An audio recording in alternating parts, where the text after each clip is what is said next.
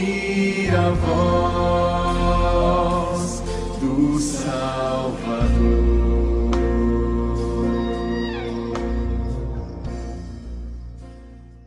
Meus irmãos, eu venho de 3 viagens, uma semana sim, uma não, dentro da minha igreja nessas últimas semanas.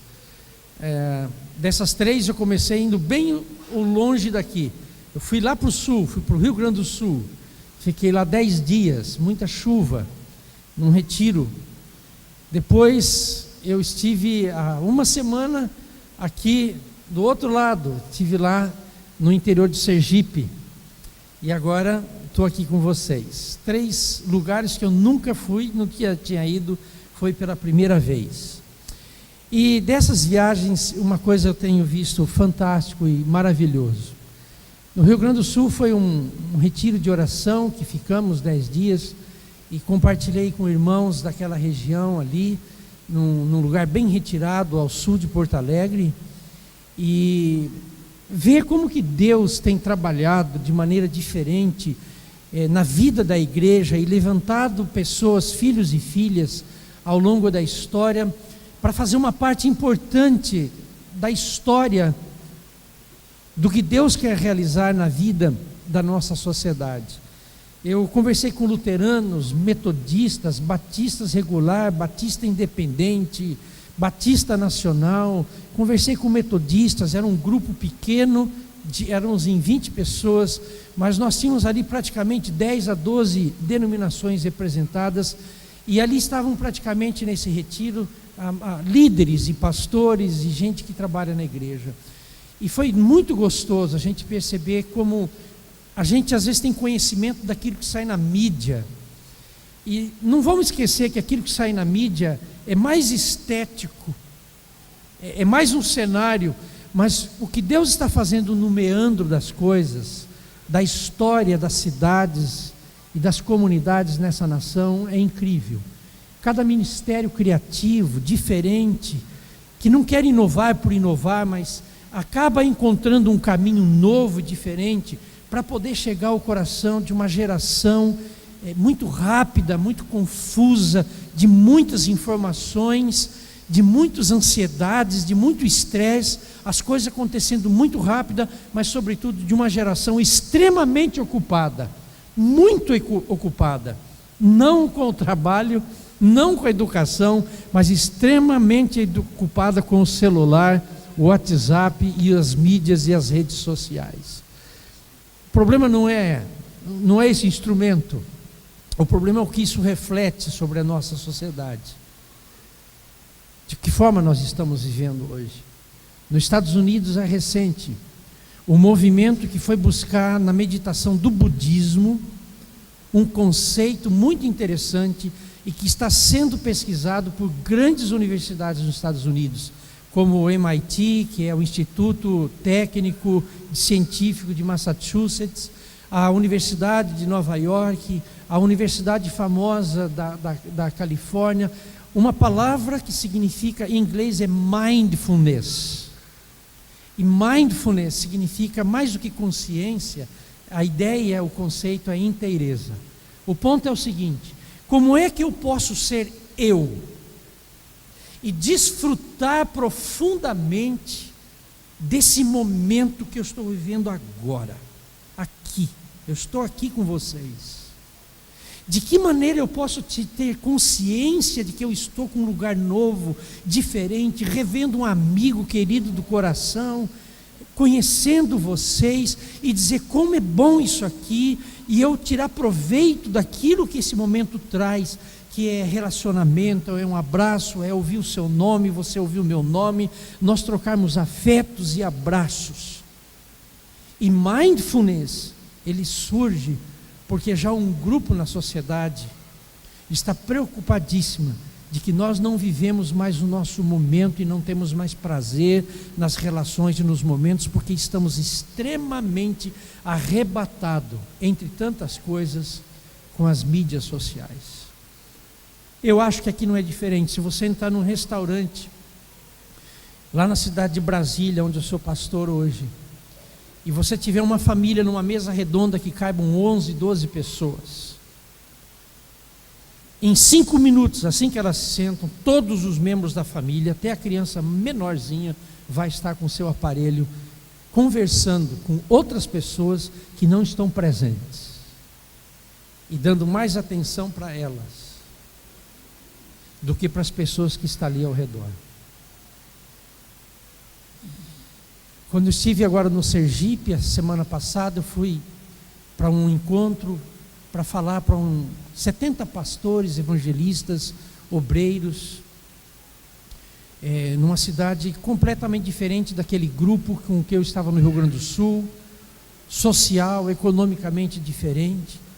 E lá no interior do Sergipe, quase no agreste do Sergipe, nós estávamos num lugar muito simples, um lugar bem em zona rural. Tive a oportunidade, o privilégio de fazer 2, 3 visitas para pessoas que estavam morando em sítios. Não são fazendeiros, não são sitiantes, são pessoas que trabalham para alguém e que vivem da venda da mangaba quando ela dá uma vez por ano. Muita pobreza. Estávamos numa pequena EBF, num povoadozinho, e uma brincadeira daquelas que a gente fez no passado de carregar o ovo na colher. Eles cozinharam o ovo para que o ovo, se caísse no chão, não espirrasse em ninguém. E uma das crianças que carregava tropeçou, caiu, o ovo caiu, quebrou a casca e imediatamente as crianças voaram em cima daquele ovo para comer, porque estavam com fome.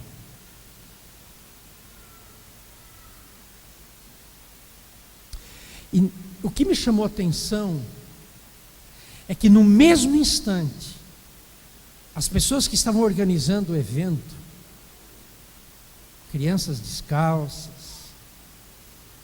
aquilo que a gente ouve e alguns aqui conhecem sobre o que é o Nordeste, o interior do Nordeste. A turma do retiro, do evento, estava tão atenta que imediatamente eles falaram: vamos parar a brincadeira, nós temos aqui algumas dúzias de ovos, vamos cozinhar ovo, vamos fazer arroz e vamos dar comida para essas crianças agora. Talvez foi a primeira vez que eu encontrei um lugar onde as pessoas não estavam ocupadas em mandar recado e receber recado. Talvez sem eles saberem dessa teoria do mindfulness, estar presente onde você está presente, talvez ali eles, sem saber disso, eles estavam praticando aquilo que é o mais importante na nossa vida. Eu estou falando isso a propósito desse texto que eu quero compartilhar com vocês. Deus é um Deus que se define por esse conceito de mindfulness. Ele é totalmente criador, ele é totalmente mantém todas as coisas totalmente, e ele está totalmente envolvido com esse projeto dele que somos nós. Em todo o tempo. Eu posso até mesmo quando eu estou extremamente ocupado com as redes sociais, Deus está totalmente presente, atencioso àquilo que passa comigo e acontece comigo. E talvez na história bíblica, um dos momentos em que Deus apresenta-se de uma forma tão forte na vida de uma família e que vai gerar uma comunidade, encontra nesse texto lindo de Gênesis capítulo 12, versículos de 1 a 3, que diz assim: Então o Senhor disse a Abraão: saia da sua terra, do meio dos seus parentes e da casa do seu pai, e vá para a terra que eu lhe mostrarei. Farei de você um grande povo e o abençoarei. Tornarei famoso o seu nome e você será uma bênção. E abençoarei os que o abençoarem, e amaldiçoarei os que o amaldiçoarem, e por meio de você todos os povos da terra serão abençoados. Uma igreja que quer continuar celebrando muitos anos de vida ainda, ela precisa revisitar esse texto, porque Deus continua a visitar uma igreja ainda, depois de muita história, de êxito e de chegar aonde vocês chegaram. Ele continua presente para fazer isso na vida sua como pessoa, na vida dos pastores individualmente, dos oficiais dessa igreja como um todo. O grande risco é a gente se desconectar. E nós podemos, às vezes, até estar conectado com as coisas da igreja, e a igreja estar conectada com as suas coisas, mas nós podemos, mesmo assim, isso não significa que estejamos completamente presentes no grande projeto e no grande movimento que Deus quer continuar fazendo na nossa vida interior, na nossa vida comunitária e familiar. Às vezes a gente já tem tanta história, a nossa história já tem tanto conhecimento, já agregamos tanta experiência. É como se a gente ligasse o avião no automático e dissesse o seguinte: vá, e ele vai. O que nós não podemos esquecer é que se você quiser pousar esse avião, você vai precisar tomar conta do controle. Porque se você disser, não, eu vou deixar até acabar o combustível, você vai ter um outro problema. O combustível se acaba e o avião faz o quê? Ele cai. Deus visita a história através de uma visita a uma pessoa e uma família, num momento muito importante. Antes de Gênesis 2, nós temos todo o relato da criação, da queda, de Babel. Essa história, e que termina com a grande realidade de Babel, que nada mais é do que mostrar a nossa natureza, o nosso coração. De quando a gente começa a ver possibilidade de que as coisas estão indo bem, está tudo legal, a gente quase que tem a tentação de dizer, então vamos colocar no automático e vamos deixar a vida correr, porque nós já agregamos tanto conhecimento, já agregamos tanto sentimento, nós temos tanta coisa, a gente já sabe, está dominado, e a gente vai deixando, a vida vai levar. Não é aquela música que deixa a vida me levar? Deus vem no momento da história porque Babel foi um desastre.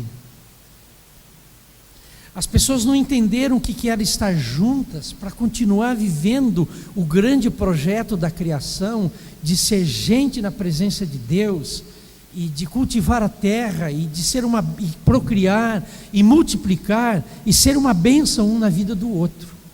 Esse era o grande projeto da criação. E o ser humano não entende esse projeto, ele se quebra à luz desse projeto.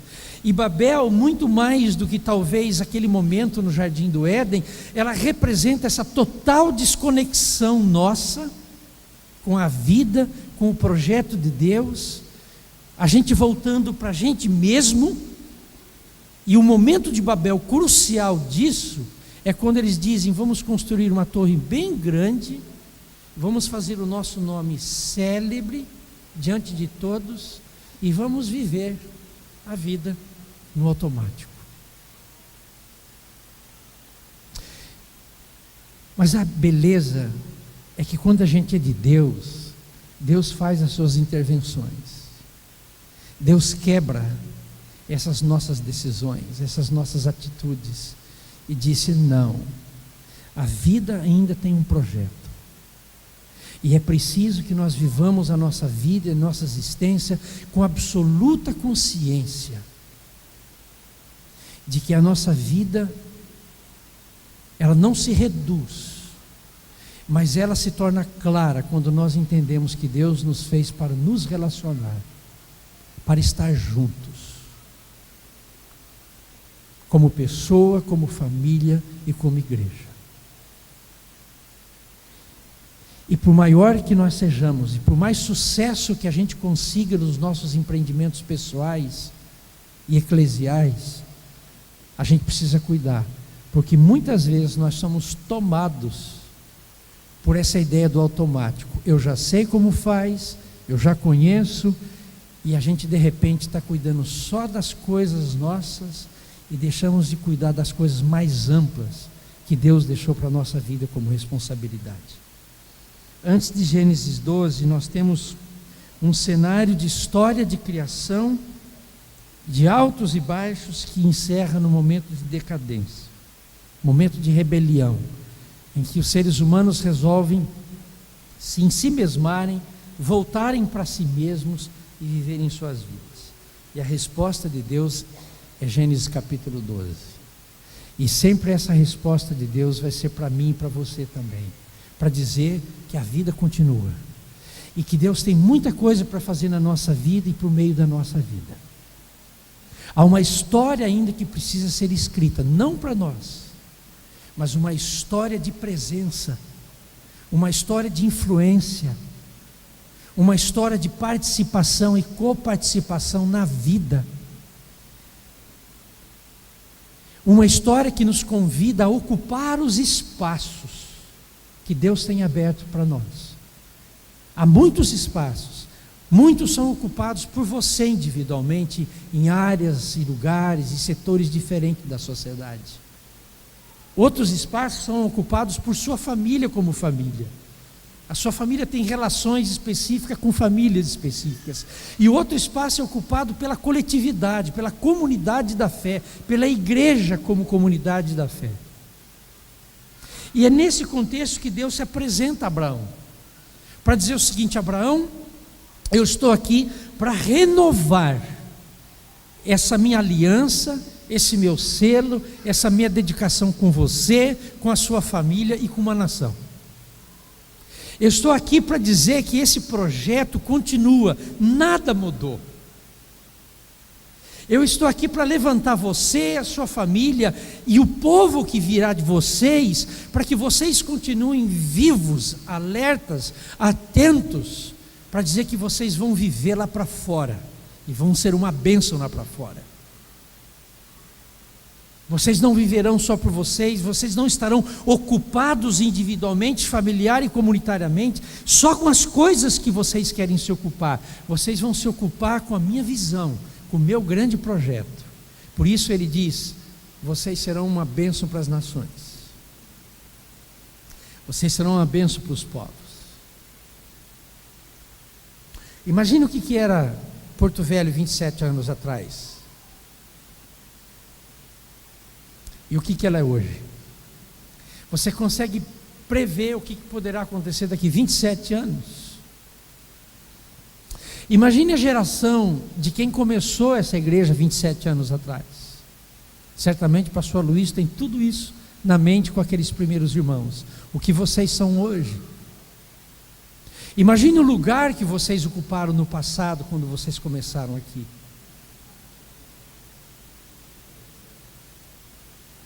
Agora imagine onde vocês estão hoje e o que Deus ainda tem para vocês ao longo dos anos vindouros, numa cidade que não vai parar. E se você pudesse pegar um por um aqui e dizer: o que é que você faz? Aonde você mora? Com quem você relaciona? Com quem você trabalha? Se Martinho Lutero tivesse vivo aqui hoje, ele ia nadar de braçada. Ele ia dizer: puxa, uma cidade como essa pode crescer com uma influência benéfica, maravilhosa e transformadora em todas as áreas da vida dessa sociedade. Porque você existe como pessoa, a sua família existe como família e essa igreja existe como igreja. E é o que Deus está querendo fazer com Abraão aqui. E é o que Deus quer continuar fazendo com você, com a sua família, com essa igreja e qualquer filho e filha de Deus.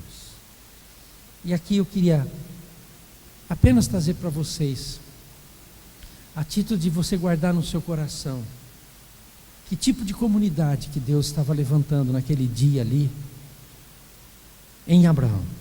Primeiro, uma comunidade para ouvir e obedecer.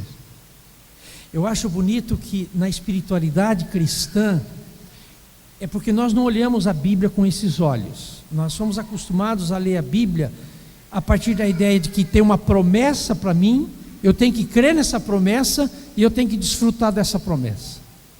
Ou então nós acrescentamos uma outra linha de leitura da Bíblia: eu tenho que obedecer, eu tenho que ser bom. Mas um dos exercícios espirituais mais importante e interessante que a gente encontra, se a gente tiver um coração mais sensível e a gente conseguir assim tirar da nossa mente essas ideias, a gente vai perceber que um dos exercícios espirituais mais fundamentais na nossa vida é ouvir. E ouvir não é só esse ouvir físico que aciona o aparelho auditivo meu e seu. Esse ouvir tem a ver com a sintonia, com o captar, com o compreender o que está acontecendo ao meu redor, o que está rolando ao meu redor,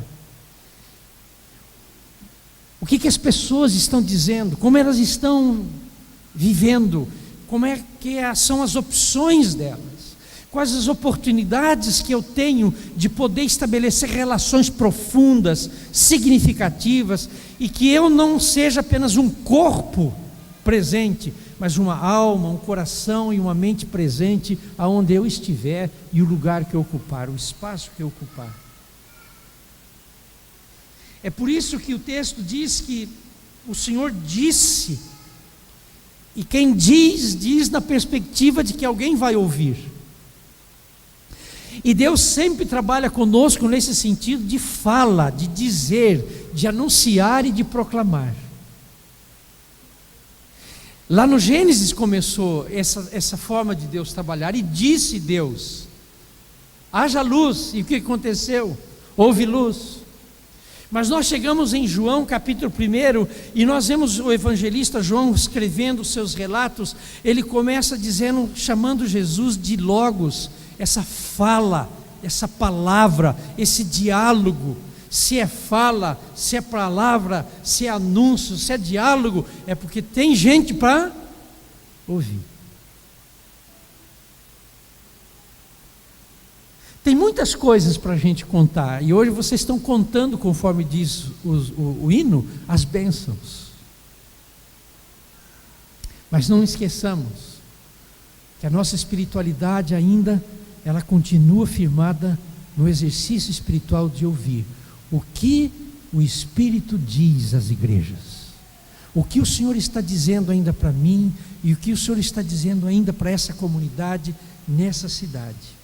Então Deus está criando ali com Abraão uma comunidade para ouvir, e a partir desse ouvir, que não é só físico, é esse de acolher, de trazer para a vida, para a minha realidade, o que Deus está dizendo.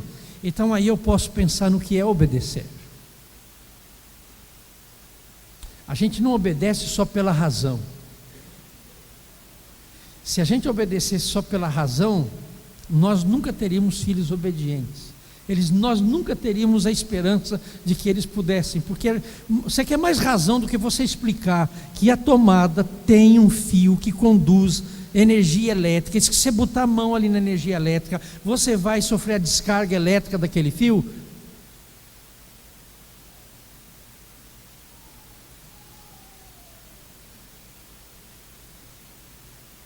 Eu creio que Deus continua chamando vocês, irmãos, e todos nós, a sermos uma comunidade para continuar ouvindo. E ouvindo, nós teremos condições de obedecer. Porque ouvir essa capacidade de discernir e de perceber o mover de Deus, a ação de Deus. E por causa disso, nessa visita que Deus faz a Abraão, ele sabe que essa comunidade, se ela ouvir, ela obedecerá livremente. Não é um exercício a obediência, é uma resposta. Não é uma decisão, mas é uma resposta que a gente dá para algo que o nosso coração acolheu, percebeu e compreendeu. Essa obediência será o nosso caminho de fé.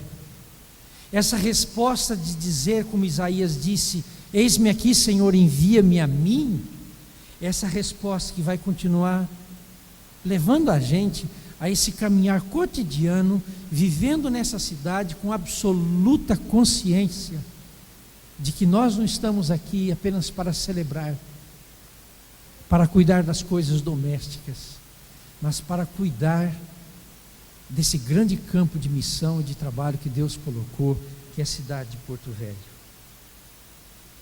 Mas Deus está criando um outro tipo de comunidade, não só uma comunidade que ouve, que obedece, mas é uma comunidade também que passa a anunciar. Aqui esse texto, nós temos o anúncio de que Deus ainda está em ação, Deus ainda está em atividade. Deus não é aquele que a gente define porque Ele consolidou o meu projeto. Há um grande teólogo do passado, chamado Karl Barth, e quando ele fez a sua teoria, o seu conceito, Deus é aquele que está em atividade, Deus é aquele que não parou, Deus é aquele que está continuamente agindo, mesmo hoje em nosso meio, e que Ele faz através de Jesus Cristo. A ideia que Ele queria é para que a igreja não se acelerasse nem se desacelerasse, mas para que ela compreendesse de que tudo na nossa vida e toda circunstância na nossa vida, Deus está se movendo para transformar aquilo num ato de ação da nossa parte também. E anúncio não é só uma proclamação verbalizada. Anúncio não se define apenas por uma distribuição de alguma coisa escrita ou de uma fala propagada. Anúncio é sobretudo uma vida em ação, uma vida de ética e de moral no dia a dia da vida e da existência da sociedade, comprometida com o amor, com a graça, a integridade e a verdade que o Evangelho traz no nosso coração, e a gente exalar e viver essa realidade onde nós estamos vivendo. A coerência não vem pelo que a gente fala, mas a coerência desse testemunho, desse anúncio, vem pelo nosso estilo de vida. Eu vinha lendo agora no avião um livro novo eu gosto muito de ler, o Frei Leonardo Boff, e ele publicou um livro em que ele pegou a prática da presença de Deus de um homem de 1471 chamado Thomas à Kempis, que escreveu para os mosteiros e os cristãos vários aconselhamentos, várias orientações de como eles deveriam viver e se comportar diante dos cenários mais diferentes da vida. E o Boff completa uma parte desse texto dizendo como é que nós devemos trazer aquilo do coração, da contemplação, para a prática, porque o Boff diz uma coisa importante. Ele está dizendo o seguinte, o Frei Leonardo: o Deus que nos chama para contemplá-lo, para adorá-lo, para celebrá-lo, para orar, para buscar a presença dEle, na pessoa do seu Filho Jesus, é aquele que andou nas aldeias, nas vilas, de cidade em cidade, e andou de casa em casa também. Porque a ideia é que o anúncio não é só uma palavra, o anúncio é um conceito que me coloca inteiramente no lugar onde eu vivo, para servir, para honrar e para proclamar o Evangelho da graça redentora de Jesus. E quando Deus visita Abraão, assim como Deus continua visitando a igreja presbiteriana de Gileade, Ele está recriando tudo novamente. Ele está dando continuidade a esse projeto através da vida de cada um de vocês. O pastor disse uma coisa muito bonita, que um elemento muito importante da filosofia dessa igreja é investir nas gerações futuras. Essa ideia de colocar o coração, a alma nas crianças, nos adolescentes e nos jovens. Esse é um ato, é um acontecimento que eu creio que está muito afinado com aquilo que Deus está fazendo aqui na vida de Abraão, recriando o projeto do Gênesis, recriando o grande projeto do Éden, de recriar na nossa vida um relacionamento significativo, transformador na vida das pessoas com quem nós vivemos e convivemos. E nesse anúncio, que é uma atitude de estar presente, e a nossa presença, pelo nosso estilo de vida, pelo nosso perfil, pelo nosso compromisso, ser o próprio anúncio de que Deus está presente, anuncia que essa comunidade tem a bênção de Deus. Olha, quando vocês são bons profissionais, bons cidadãos, quando vocês honram o lugar onde vocês estão trabalhando, com excelência, com dedicação, afinco. Lá em Brasília, que é a cidade da corrupção, foi feita uma pesquisa em 2 ou 3 órgãos do governo.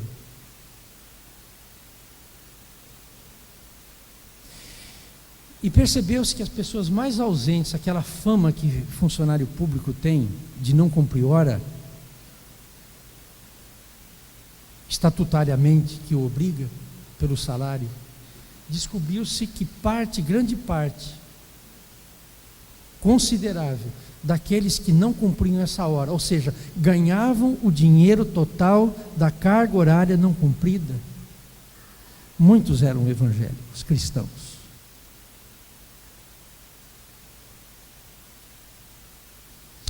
Não fumavam, não bebiam, não jogavam, não adulteravam. Mas que diferença isso faz? Quando aquilo que mostra a nossa verdadeira integridade na sociedade não tem efeito nenhum e não provoca nenhum impacto na vida das pessoas.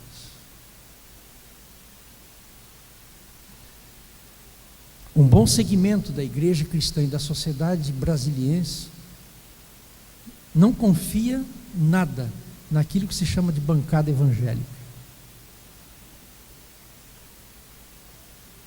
Não porque estejam envolvidos com dinheiro, não é nem essa questão.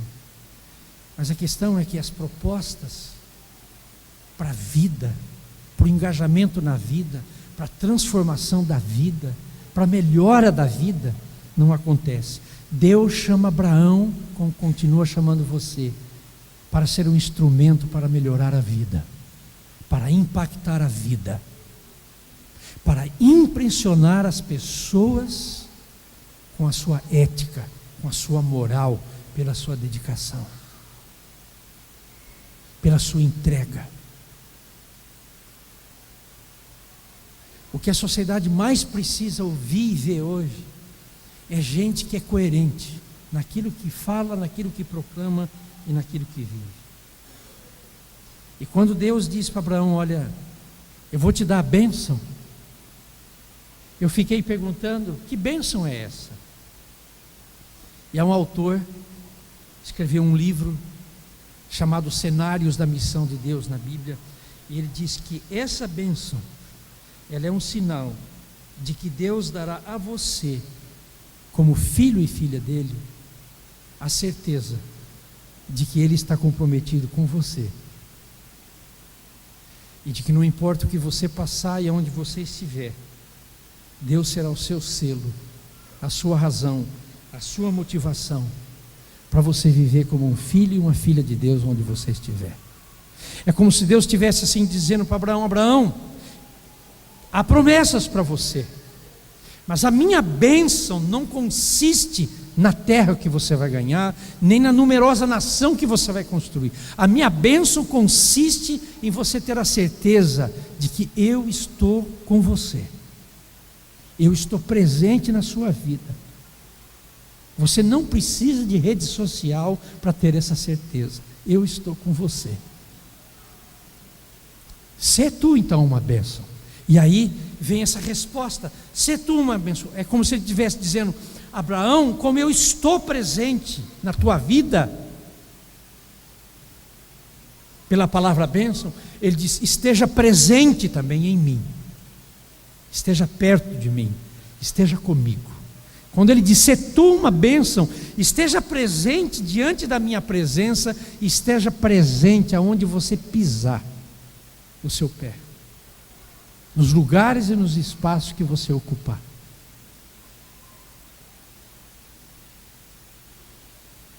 E por fim, Deus também está levantando uma comunidade que será um sinal visível de vida nova, de vida transformada, onde as pessoas não vão ficar na expectativa se vão ficar ricas, se vão ganhar um melhor emprego, se vão conseguir a casa que eles querem, como se prega por aí. Mas a certeza de que viver uma vida melhor é trazer mais sentido para você como ser humano, é amar mais profundamente, é se comprometer com as causas de dor e de sofrimento das pessoas que sofrem e têm dores, de dedicar mais tempo às pessoas que sofrem do que dedicar tempo com você mesmo,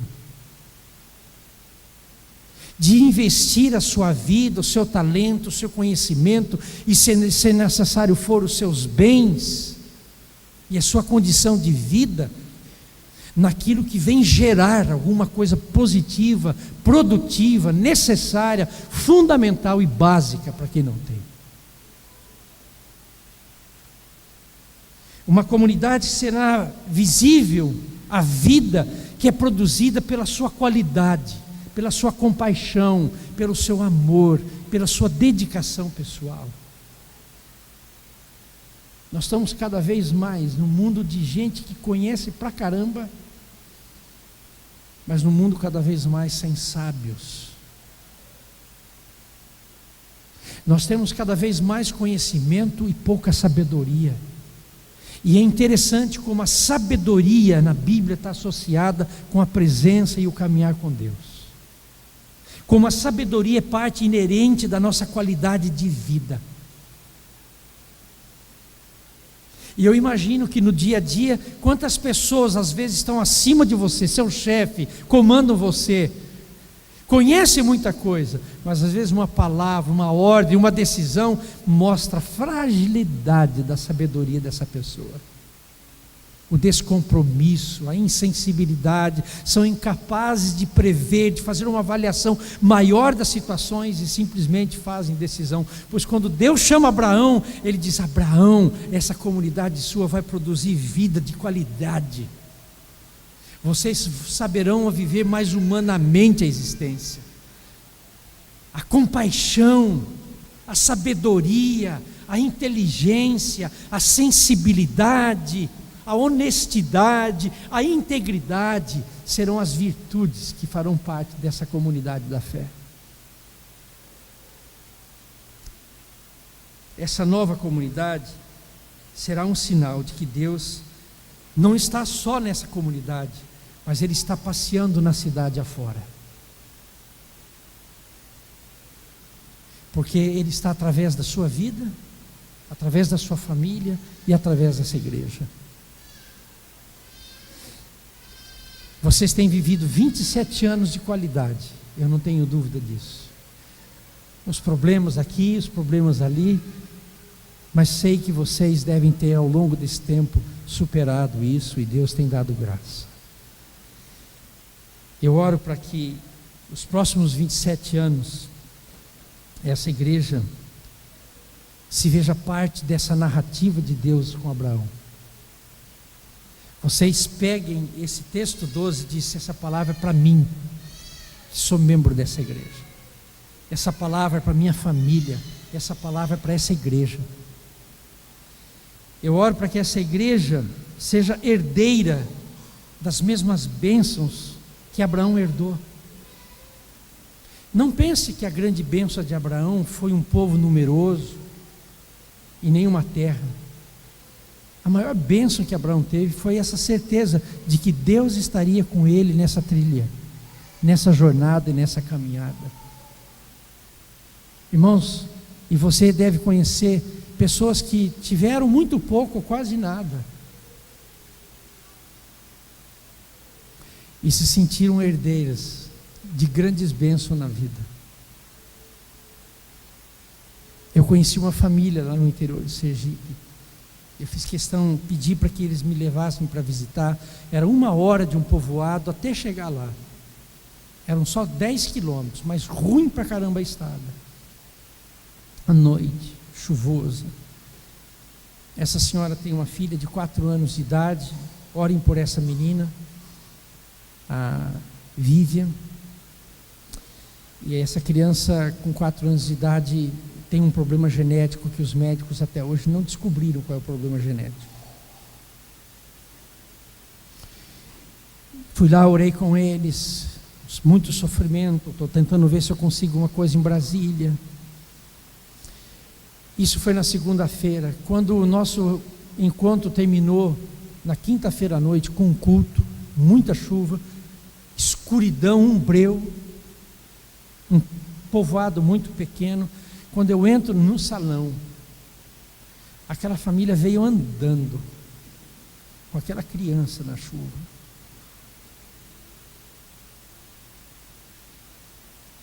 Eu me espantei que o esposo dessa senhora, ele chegou para mim e contou um pouco da história dele já antes, e ele disse assim: olha, eu nasci no Maranhão, vivi no Maranhão muitos anos, mas quando chegou 16 anos eu fiquei sabendo que a terra em Sergipe era muito boa. Eu cheguei para o meu pai e falei: pai, eu vou embora. E ele disse que o pai juntou tudo que tinha, vendeu tudo que tinha e foram também, todo mundo.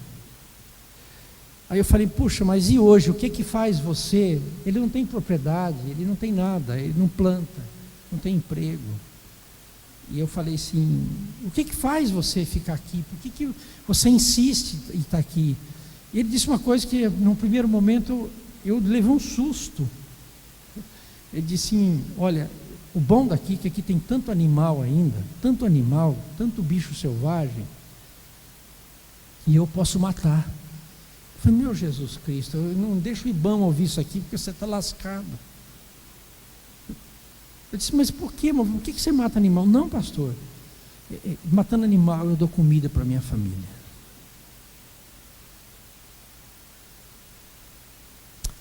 Volto lá para a história. Eles vão a pé, eu chego lá, eles estão lá dentro do templo, lá no salão. E o casal vem numa alegria estampada que eu não mereço. Me deram um abraço e disse: viemos aqui despedir do Senhor.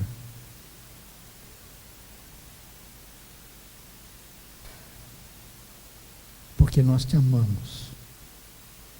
Eu tinha conhecido essa família 2 dias antes. E eu saí perguntando para mim: o que é que está por trás disso? Por que uma pessoa é isso? E olhando hoje para o texto, para trazer aqui para vocês, eu me lembrei disso. Nós não precisamos de patrimônio físico para se sentir abençoado por Deus. Quando Deus está presente na nossa vida, nós somos transformados de dentro para fora. E a circunstância mais triste, mais sombria que a gente passe, não significa que Deus não esteja dando prosperidade para nós. A minha oração é que essa igreja seja um sinal do que Deus ainda quer fazer nessa cidade. Recriar uma nova cidade. Vocês creem nisso? Vocês creem que Deus tem um projeto para a cidade de Porto Velho? Vocês creem que essa igreja pode ser um instrumento forte, bonito, renovador para a vida dessa cidade? Porque se vocês creem, vocês têm a bênção de Deus. Deus está numa aliança com vocês. Há muita coisa a gente sente aqui quando entra, quando canta, quando ouve vocês, quando vê aqui, tem aqui um carisma, uma coisa. E eu não tenho dúvida que Deus vai abençoar muito vocês.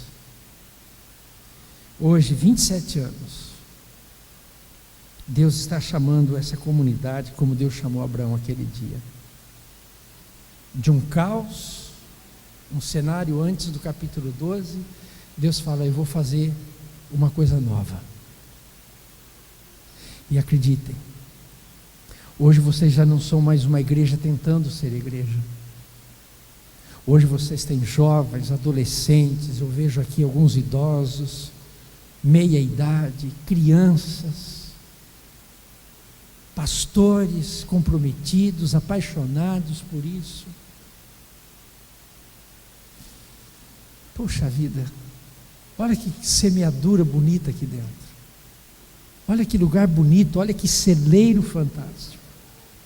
Então, meus irmãos, celebrem dia 27, celebrem esses 27 anos. Mas quando vocês saírem daqui hoje, lembre-se que Deus continua vindo ao seu encontro, e ao encontro dessa igreja.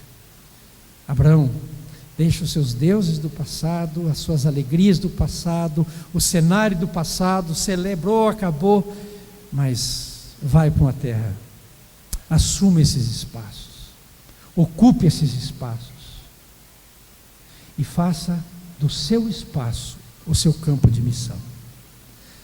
Encerro com a palavra de Martinho Lutero. Alguém chegou para Martinho Lutero e perguntou e disse: eu não sei qual o meu chamado.